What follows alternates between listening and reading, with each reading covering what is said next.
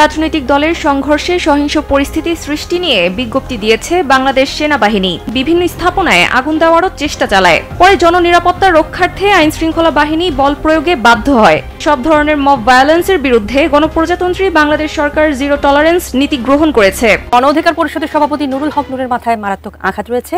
তিনি এখনো শঙ্কামুক্ত নন। এই হামলার সময় বলা হয়েছে চুলায় ভরে দেওয়া হবে।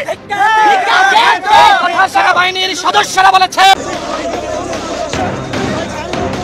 জাতীয় পার্টি ও গণ অধিকার পরিষদের নেতাকর্মীদের মধ্যে সংঘর্ষে উত্তাল রাজনৈতিক অঙ্গন। সেনাপ্রধানের নির্দেশে সেনাবাহিনীর সদস্যরা লাঠিচার্জ করেছে গণ অধিকার পরিষদের নেতাকর্মীদের ওপর। এ ঘটনায় মর্মান্তিকভাবে আহত হয়েছেন গণ অধিকার পরিষদের সভাপতি ভিপিনুর। আজকে সেনাবাহিনীর যে সকল আওয়ামী দোসররা, পুলিশের যে সকল আওয়ামী দোসররা আমাদের উপর হামলা চালিয়েছে, 24 ঘন্টা সময় দিচ্ছি, সময় 24 ঘন্টা, এর মধ্যে এদেরকে চিহ্নিত করে। এ ঘটনার প্রেক্ষিতে উপদেষ্টা আসিফ নজরুল ভিপিনুরকে দেখতে হাসপাতালে পৌঁছালে মবের শিকার হয়েছেন তিনি। দর্শক, আমরা এই মুহূর্তে দেখতে পাচ্ছি ঢাকা মেডিকেল কলেজ হাসপাতালে আহত নুরুল হক নূরকে দেখতে এসেছেন আইন উপদেষ্টা আসিফ নজরুল। তাকে দেখে এখানে গণ অধিকার পরিষদের নেতাকর্মীরা ভুয়া ভুয়া স্লোগান দিচ্ছে।